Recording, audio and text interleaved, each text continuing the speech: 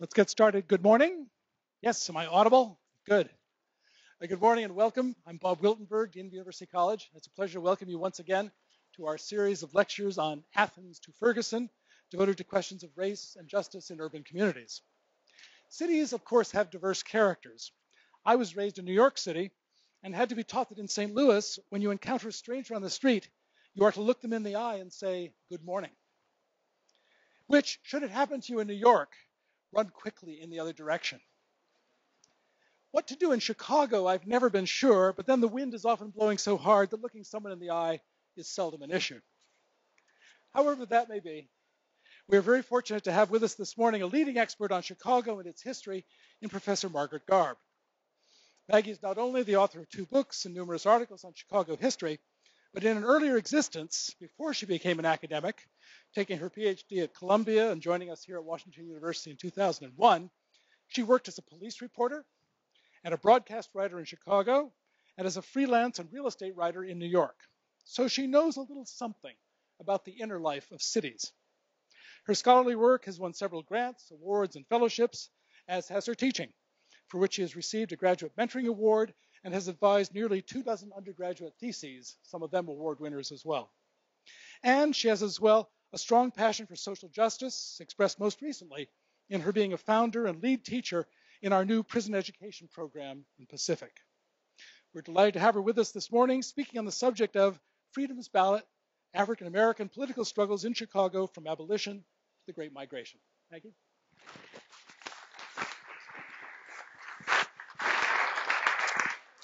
Thank you. Thank you, Dean Wiltenberg, and thank you all for coming out on a snowy morning.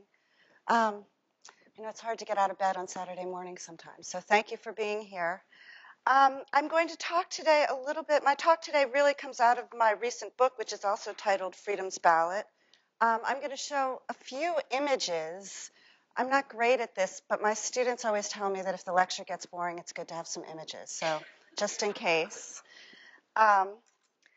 So this lecture series is designed to address some of the questions in broad terms raised by the police shooting of Michael Brown in Ferguson and the months of protests that followed. So many of us here, I'm sure, have been living with the protests, following them in the news, even participating. But my talk today is not about Ferguson, and it's not about police shootings of young black men in various cities around the country. Still, it seems to me that my talk and the research that I do on politics is related to these contemporary issues because my work is about black politics and more specifically about the ways black activists mobilized voters and ultimately made race, not political parties, not ideology, but race itself, the central division in urban politics. So to understand how race became such a crucial issue, the central issue in American politics, we need to go back to the 19th century. This is a story of local politics and of the importance of organizing locally to achieve political goals. It is also a story about the ambiguity of local politics, of compromise and complexity. The story I will tell today is broadly the long-term struggle to elect Chicago's first black alderman, Oscar DePriest. And Chicago elected an African-American alderman long before many other cities, including New York. So this is a story of 3 generations of African-American activists. These are ministers, professionals, labor leaders, club women, and striving entrepreneurs who engaged in political struggles. They made themselves into political actors in a society that dismissed and denied their claims. The agendas of these northern black activists were hotly debated in the press and from the pulpit. These activists were neither the bland voices of racial uplift nor the pliant puppets of Republican machines. Chicago's black activists were outspoken, exacting, and pragmatic politicians who aimed to use electoral politics as a tool in the struggle for racial equality. Their history, I think, highlights the revolutionary potential and the tragic limits of American democracy. So we begin today with John Jones, and here he is. In January 1872, John Jones stood on the stage of the Working Man's Hall at Van Buren and Clark Streets in Chicago. Jones was a former abolitionist and the leading voice in black politics in Chicago. In his speech in January 1872, he demanded, "Where shall we lay our chains?" The audience, mainly former slaves, Civil War veterans, and a few lifelong Chicagoans, roared their approval when Jones offered his answer, "Upon the altar of the Republican Party." Thank God for the Republican Party.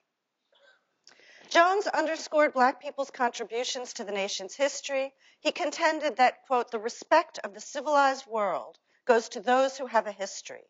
Freedom and progress in the future," he said, "would go to those who supported the Republican Party." Jones was asking his fellow citizens to do what he had been doing for nearly 30 years. He pleaded, "Let me exhort you to attend the political meetings of your neighborhoods, towns, and wards." He argued that black Americans, the newly enfranchised, would be taught to, quote, "vote intelligently." This was how Jones understood his own command of American politics. So here he is, less than a decade after emancipation, two decades after emancipation, and just 2 years after black men gained the right to vote, Jones urged Chicago's tiny black population to claim a place in municipal politics, to support the Republican Party, and to use their votes to assert their rights in urban society. Jones contended that politics was the means through which black Americans could write their own history. Chicago stood at the center of massive changes taking place in late 19th century America. It was a city that was rapidly industrializing, facing massive immigration from Europe, a growing and increasingly aggressive, largely white group of labor organizers, and beginning in the 1890s, an expanding consumer economy. African Americans made up just a tiny portion of the city's population. There were just 6,000 African Americans in Chicago in 1880 out of a population of close to 1 million. But a slow and steady migration from the rural South meant that the black population jumped from 2% to over 5% of the city's population in 1910, and that's when Chicago's population hit nearly 2 million. So though a tiny group, black activists, as I'm going to argue this morning, had a significant impact on the city's politics. John Jones was in the 1870s the unquestioned leader of Chicago's tiny black community. He was, as you can see, barrel-chested, had these mutton chop sideburns that were the style in the 1870s. He had a full head of hair well into his 50s. Jones was born on a plantation in Greene County, North Carolina in 1860 to a free, quote, "mulatto woman," as he described her, and a German-born man. He arrived in Chicago with his wife and baby daughter in 1848. By the time of his speech in 1872, Jones had built a fortune in real estate and established a reputation as an outspoken advocate for the immediate end of the slave system and for the civil rights of black Americans. His home, which was on Ray Street, later Wells Street in Chicago, had before emancipation welcomed the anti-slavery fighter John Brown and had sheltered runaway slaves seeking freedom further north across the border. His wealth and status as a spokesman for the race had in 1871 propelled him to victory in citywide elections for the Cook County Board. Jones was the first black man elected to public office in Chicago. Jones was part of a generation of black activists who believed they could make freedom a lived reality. They believed they could, through political work, fully integrate themselves into the nation's polity. Jones was a successful businessman who used his ties to white clients to propel himself into white society and into urban politics. He and his family became part of a tiny black elite that would drive Chicago's black politics at least until 1900. So let me give you just a quick view of Jones' optimistic and integrationist view of black America's future. On the 30th anniversary of his arrival in Chicago, Jones, who was at the height of his political career, opened his home to an evening of celebration, a simple and elegant instance of interracial alliance among elite Chicagoans in the 1870s.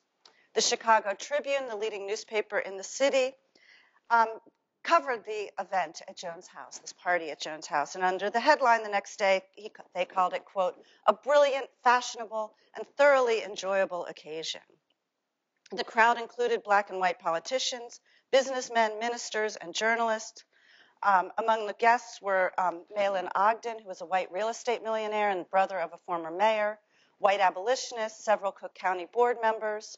The Tribune reported a splendid quadrille orchestra entertained, and the young people, led by Joan's daughter, quote, tripped the light fantastic until the late hour of the night. Joan's home was elaborately described in 2 Tribune articles.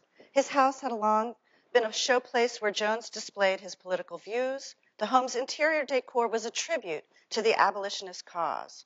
There was an engraving of Abraham Lincoln signing the Emancipation Proclamation, and in the front room, against snow-white walls, were engravings of Mr. Lincoln, John Brown, and President Grant, surrounded by those of Mr. Chase, Mr. Sumner, Horace Greeley, and Joshua R. Giddings, all leading white abolitionists.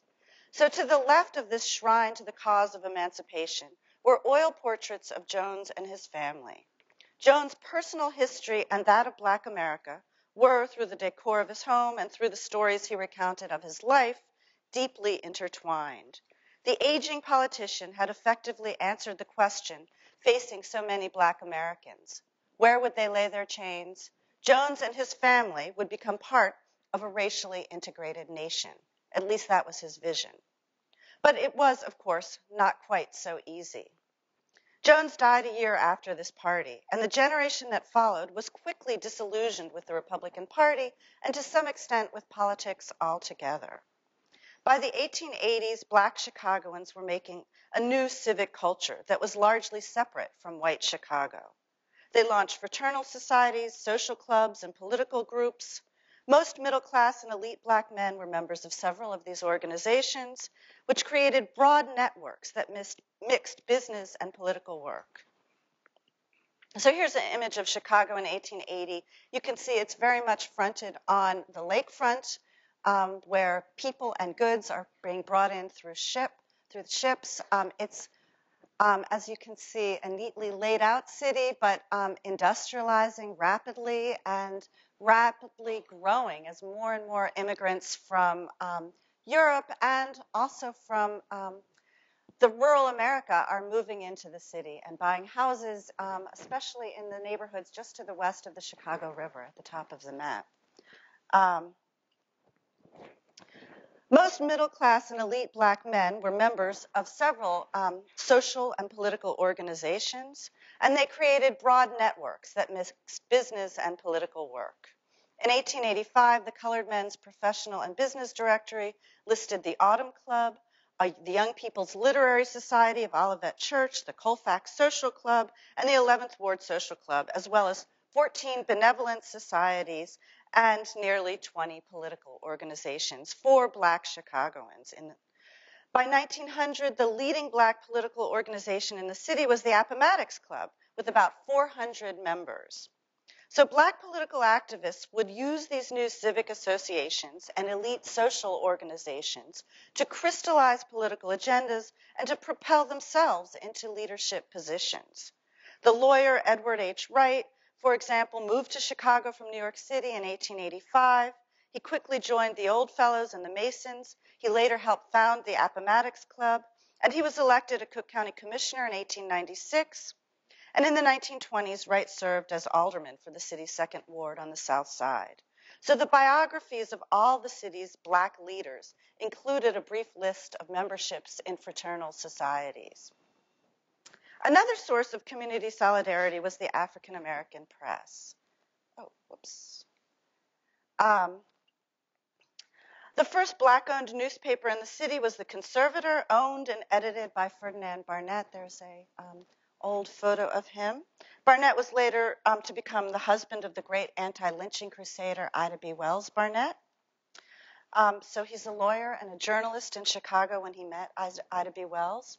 The African American press, and The Conservator in particular, reported on social events, highlighted the activities of community leaders. Here's a bit of The Conservator for you. I don't know if you can read any of it, but it lists all of these social events, but it also reports on politics, on business in the city and nationally. The Black press framed political issues. It identified community leaders by covering them in the newspaper. It provided a language for political debate and helped to create an image of a cohesive Black constituency, even as Black Chicagoans and certainly Black political leaders were debating and conflicted over a new Black agenda. Social organizations like literary societies provided a kind of political education to aspiring Black professionals. In May 1889, John M. Langston, the U.S. Congressman from Virginia and former minister to Haiti, addressed, quote, the Colored Young Men's Library Association at Quinn Chapel, which was one of the leading Black churches in the city, and the oldest, actually.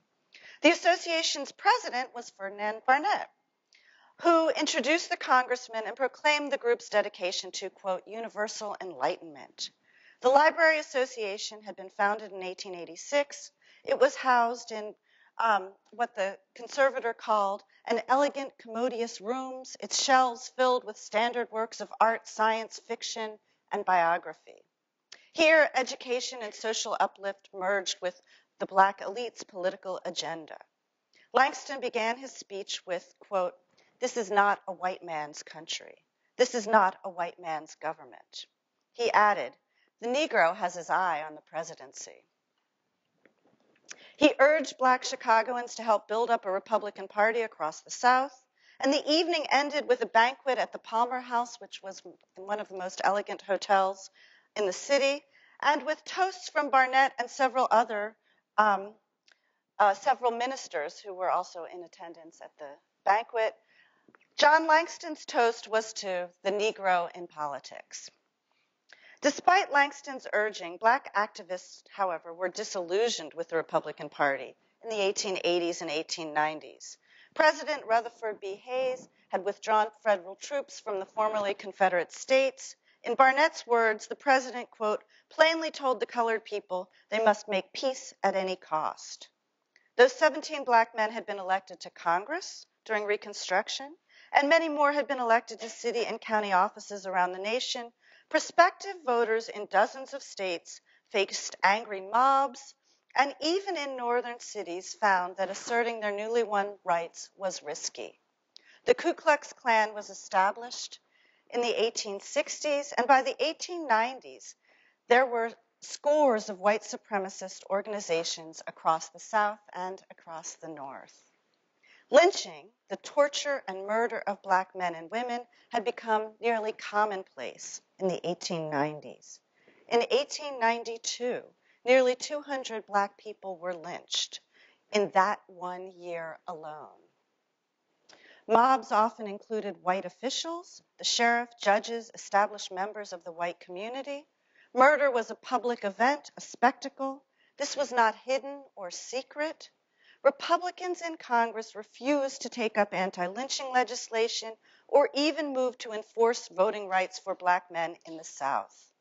The Republican Party was, as many people recognized, stepping away from its anti-slavery legacy.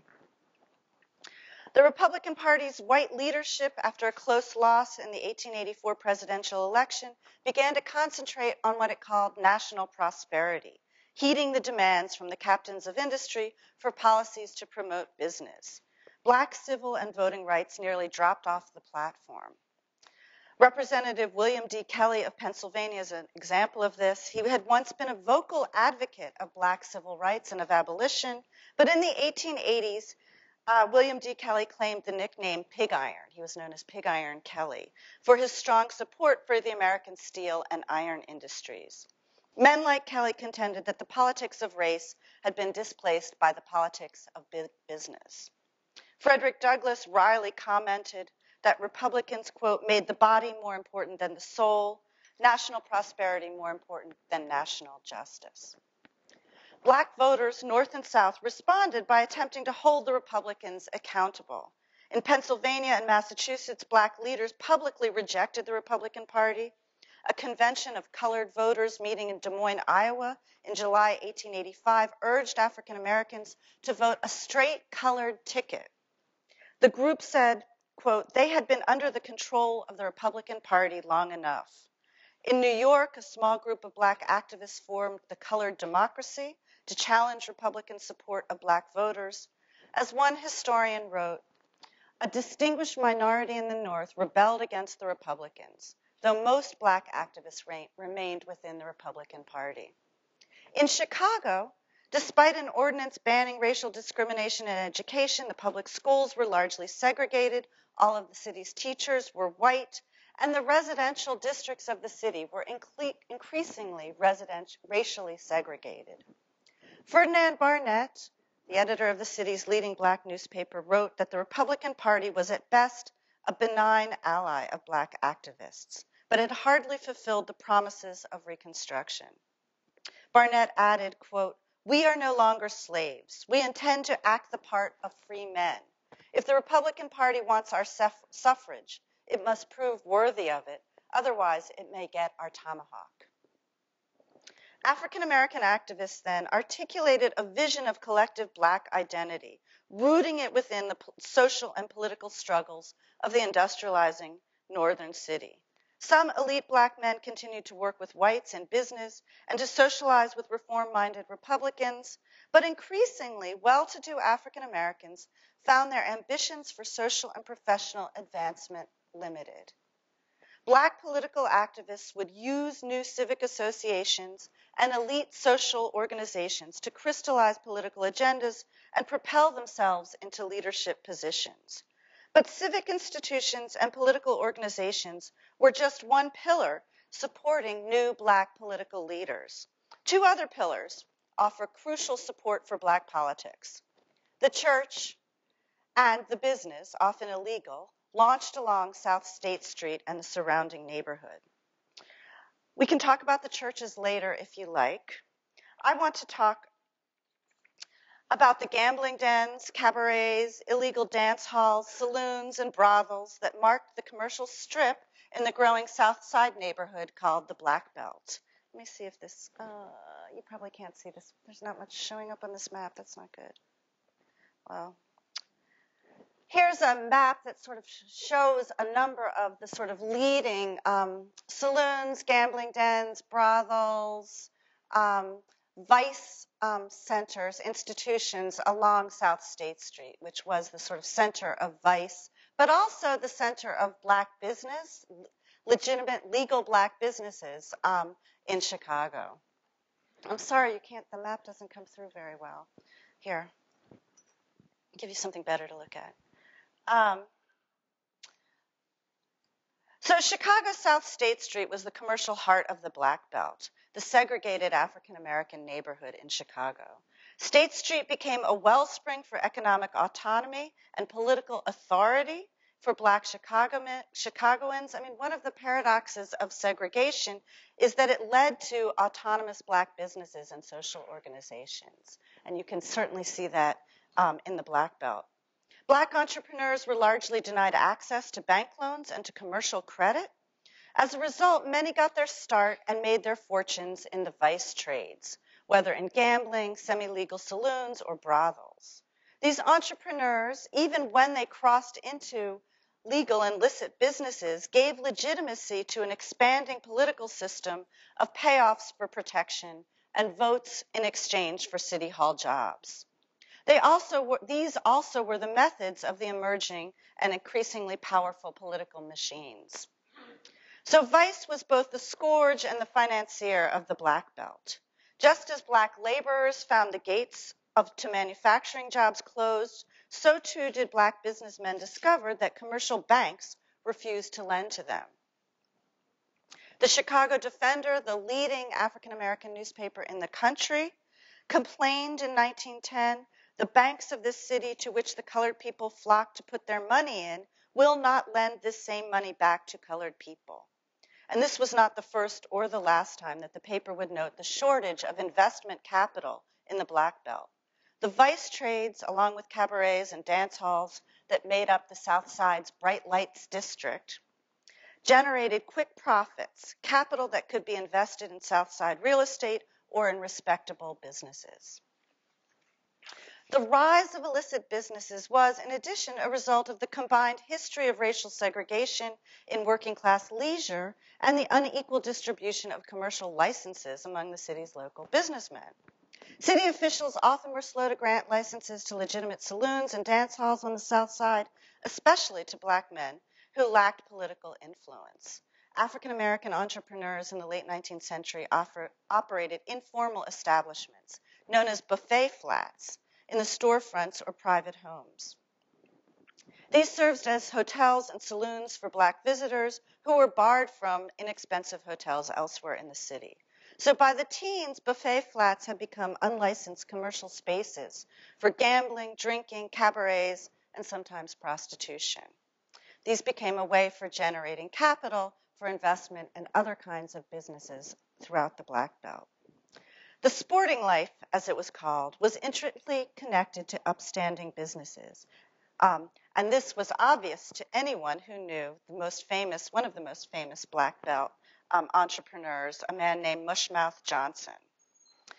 Johnson was raised in St. Louis and with little formal education began his career as a porter in a white gambling house in St. Louis.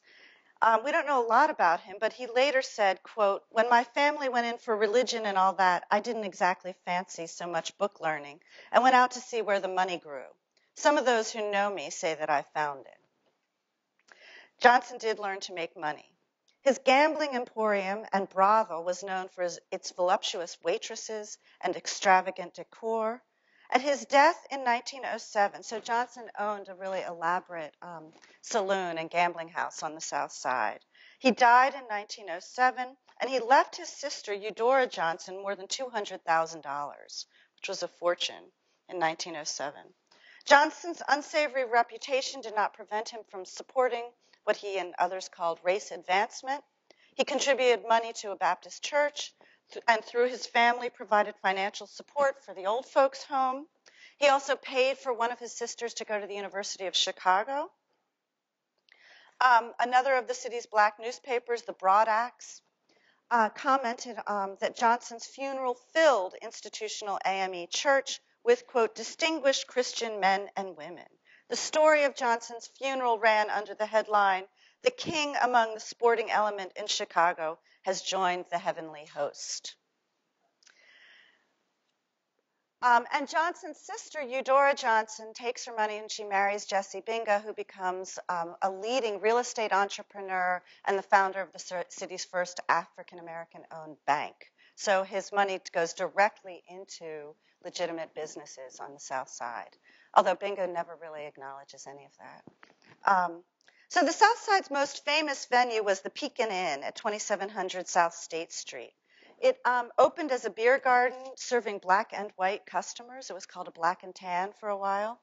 It was remade into, quote, a cabaret better known as a music hall in 1904. And 2 years later, under the ownership of Robert T. Motts, it reopened as a 1,200-seat theater for the colored people of this city. It was the first club to employ musicians associated with ragtime and kind of pre-jazz popular music. Motts was born in Washington, Iowa in 1861. He moved to Chicago at age 20, where he and two partners reportedly ran a gambling club at 480 South State Street. So like Johnson, Motts invested his gambling profits in South Side real estate. And though he never completely lost his reputation as a gambling boss, Motts claimed he, quote, went respectable with the opening of the Pekin Theater. And here's the only photograph I could find of it, the Pekin Theater. Mott's most significant contribution to Black Belt life was to cement ties between the strolls, the businessmen along the stroll, and ward politicians.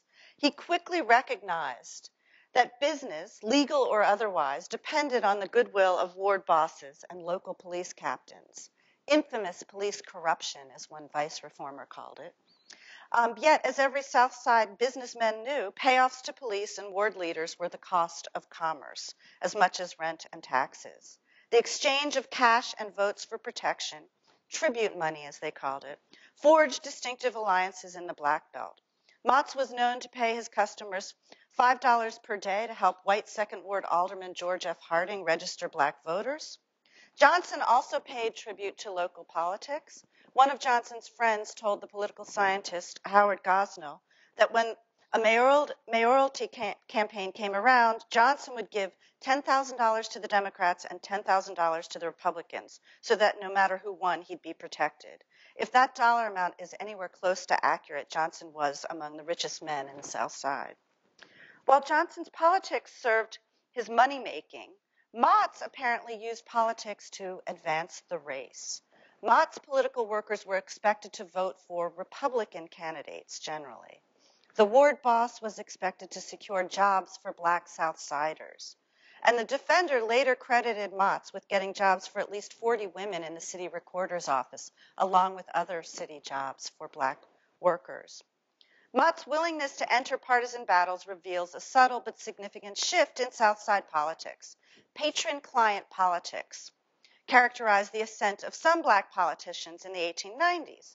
After 1900, black activists found they could secure jobs for their supporters and gain some limited benefits for the Black Belt. Mott's became a leading force in Black Belt politics when he sponsored the successful legislative race of Edward H. Morris, a former slave and a lawyer in Chicago. Mott's took the place of the man who had been Morris's white patron, financing his campaign.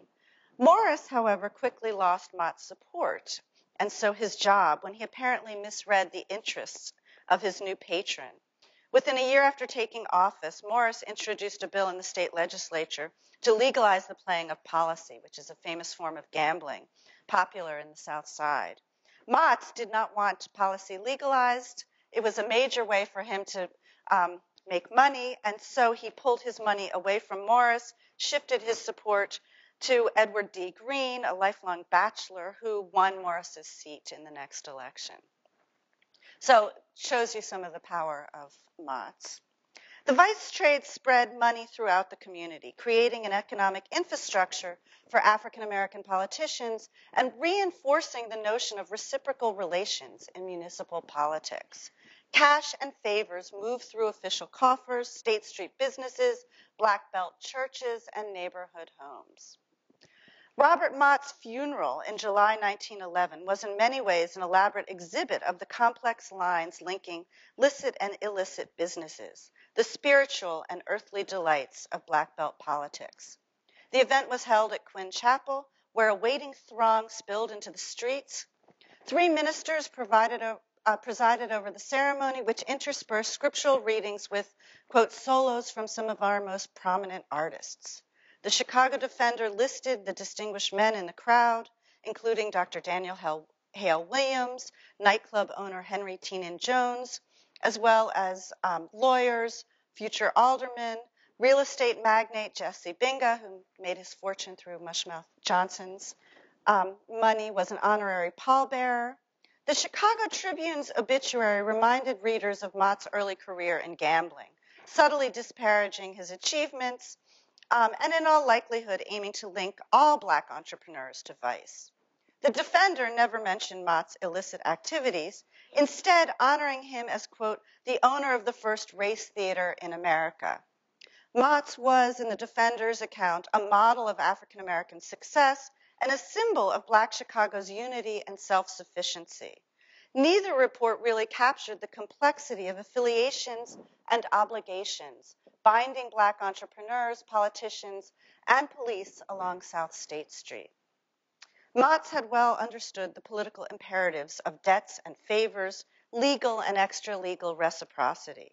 He had pioneered a powerful strand of Black politics, linking Black business, the licit and the respectable, to African American political power. And within a few years after his demise, Mott's close friend, Henry Teenan Jones, took up the political aims of the Black Belt. Jones had worked in white-owned restaurants in Hyde Park and was a part owner of the Elite Cafe, a bar and restaurant with a small music hall. In 1915, he opened Teenan Jones Place, a cabaret where he sold what he called fine wines, liquors, and cigars, and advertised as the most elaborate emporium on the stroll. He was widely known as a political force on the South Side, and Jones followed Mott's business tactics. He raised significant funds for the campaign of Oscar DePriest for alderman in 1915. DePriest would become Chicago's first African-American alderman, and in his persona really captures this mix of legal and extra-legal activities that would power Chicago politics, white and black, through the 20th century. DePriest was born in Florence, Alabama. He learned early the dangers of political activism. He was the son of a farmer who had reportedly hidden a well-known black politician from a lynch mob. The family had moved to Salinas, Kansas before settling in Chicago. DePriest had little formal education. He worked as a house painter and a real estate salesman, but he mainly devoted his energy to supporting the Republican Party machine, which was working to take over black belt politics. DePriest was known for his shrewd dealings in politics and business.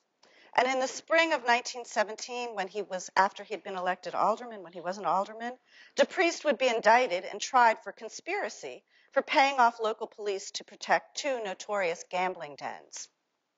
He was acquitted, and according to the Tribune stories, he was acquitted largely because white jurors simply did not believe that a black man, even an alderman, could run such a complex bribery scheme. The Republican machine used DePriest as much as DePriest used the machine. Scholars and activists have long debated the benefits and harm of political machines. Some see the machine as cushioning government from the demands of more radical popular movements. Others conceive of it as an extra-legal system that stripped communities of resources and wrecked the democratic process, while still others claim that urban machines provided services to communities lacking economic and civic resources. Charles M. Merriam and Harold Foote Gosnell were political scientists at the University of Chicago in the early 20th century. They were leading scholars of Chicago politics, and so by extension, leading scholars of political machines. Seeing themselves as benign reformers, the two political scientists considered the machine a damaging but almost inevitable outgrowth of the unruly structures of urban governance.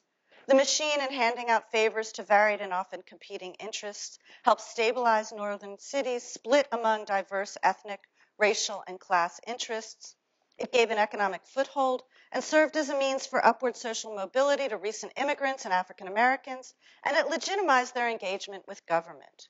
Yet the machine, both scholars emphasize, blunted struggles for more radical social change. It was a fair conclusion for a student of early 20th century Chicago to draw. So how did the machine work? It's really simple. I'll quote one of the reformers who actually quoted a letter written by Alderman John Powers, who was a white alderman on the west side of Chicago, and he writes a note, quote, "This is a neighbor and friend of mine, please give him work." This is how the machine works.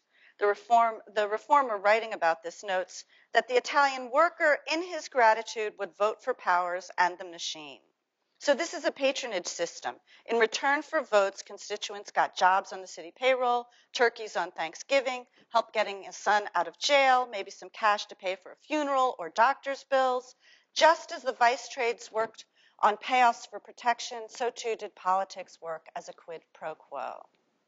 The machine itself was a product of the industrial city and came of age just as black activists moved to claim influence in government. So the machine and black politics come of age together. Accusations of corruption, which were rife in early 20th century Chicago, raise a host of questions, I think. Issues that press on the shifting meaning of democracy and of pluralistic governments. What, for example, did an elected official owe his constituency? What could a voter fairly demand in return for his or her vote? What actually does representation mean? So whether the machine system served the interests of constituents, especially poor and laboring people who often had little direct access to government officials, was widely debated. And Harold Gosnell posed the problem succinctly. The party philanthropist acts in direct and human fashion, which appeals to the individual in distress. Thus, a voter receives some immediate, concrete service, in return for which he is willing to support the candidate sponsored by his benefactor. Right? That's how the machine works.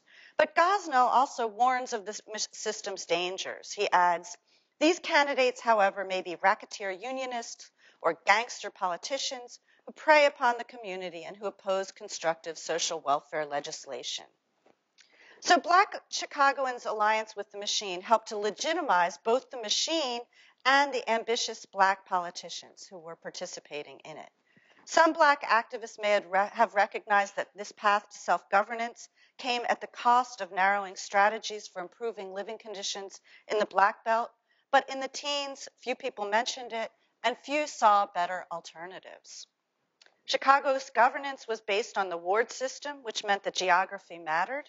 Aldermen were elected from a ward and were expected by their constituents to send jobs, services, and resources back to the voters who put them in office. It also meant that smaller groups in the city's population, Italian immigrants, Lithuanians, African Americans, who clustered together in particular neighborhoods, African Americans forcibly segregated on the South Side, would have significant influence in City Hall, since they could elect an alderman who represented their ward, obviously. So in the early 20th century, Chicago's political scene was volatile, and electoral outcomes, particularly for the mayor's office, were unpredictable. Neither Democrats nor Republicans dominated the city. This is a feature that distinguishes Chicago from New York, Philadelphia, Boston.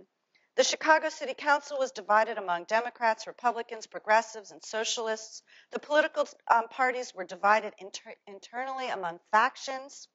So for African American activists, the ward system, combined with the constant struggles between Democrats and Republicans and within each of the parties, provided crucial political opportunities. So this tiny group of Black activists can make use of this complex political scene.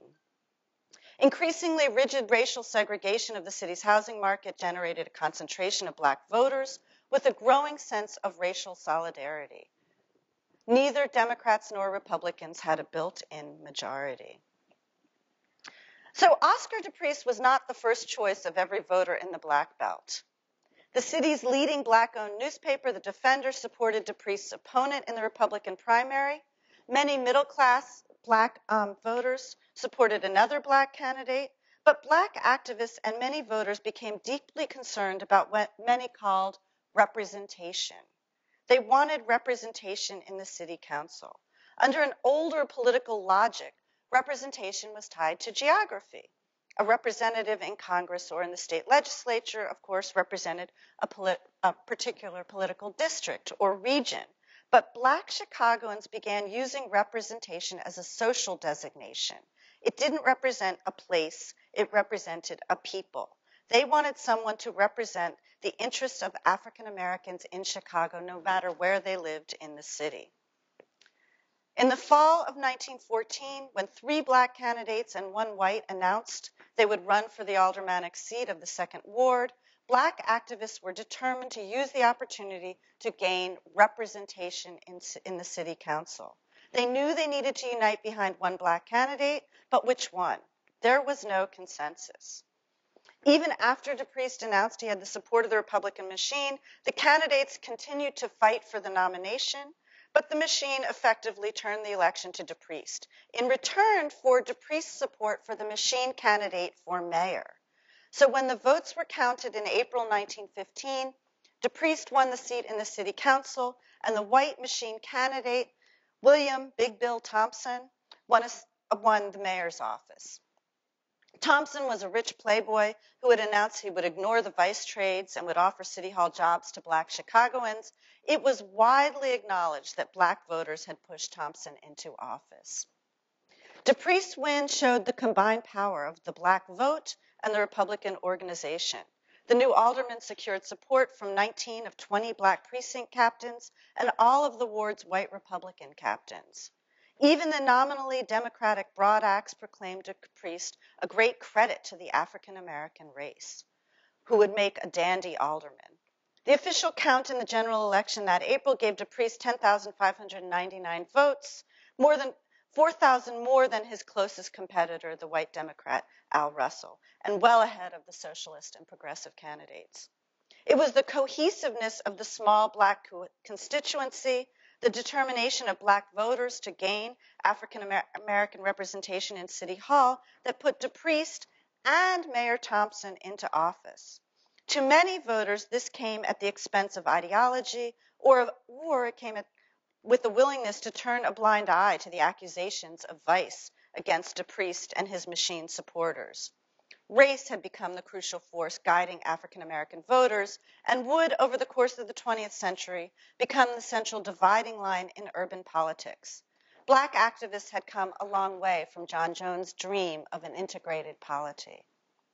So this story concludes in the late teens with the growing domination of the Republican machine, with dramatic increases in mob attacks on African American homes in the Black Belt, with a growing Black population living in rundown and overcrowded housing, and in 1919, with a bloody race riot that left 35 people dead. So if the conclusion is depressing, I would argue it's not because Black activists lowered their aspirations. It's not because Black activists became mere clients to white patrons or were terrorized into submitting to the machine. Black activists worked with Republican machine precisely because it was the only avenue to political influence. Labor unions largely rejected Black workers. White progressives, though joining with some elite Black activists, largely neglected African American communities. The machine was hardly a guardian of Black civil rights. But the machine politicians welcomed Black activists who could bring a growing Black constituency to the machine ticket. In return, African American politicians got a few jobs in City Hall, jobs and work contracts for their supporters, a few municipal services, some financial donations to sympathetic Black churches and civic organizations. It was not a fair deal, certainly. It did not eliminate racial discrimination in housing and in labor markets. It did not protect Black homeowners from mob violence. But to many, not all Black politicians, but to many Black politicians, the machine proved a useful path to personal and to race advancement. So let me conclude with one more point. Chicago's Black activists understood the power of history itself. They understood that narratives were malleable, that images were influential. They used newspapers, public protests, and later film to battle over how African Americans were represented in public life and to defend their vision of American history. Black activists understood that history itself had a politics. How the past was narrated revealed much about social power in the present. John Jones, the city's first Black elected official, was explicit in his efforts to place himself within a larger panorama of American history. For those who followed Jones, participating in the political process, from checking a ballot to campaigning for office, was, in their eyes, a means for writing history. Political activism meant, as Jones had proclaimed, that Black Americans could, to some degree, begin to make their own history. It is possible to imagine a smooth path from Oscar DePriest, elected Chicago's first Black alderman in 1915, to President Barack Obama. But such a simple vision flattens history and loses sight of the profound and hard-fought transformations in American politics in the 20th century. Such straight lines through time overlook the hard work of organizing voters faced with a long string of defeats, the unexpected courage of activists confronting horrible violence, and all the twists, turns, temporal contingencies, and specific conditions that led to unexpected and transformative events. Oscar DePriest, just like Barack Obama nearly a century later, owed his victory to the tireless local activists who worked the precincts, organized their neighbors, protested, petitioned, and demanded representation in government. Politics, like history itself, requires paying close attention to these local activists. Thank you.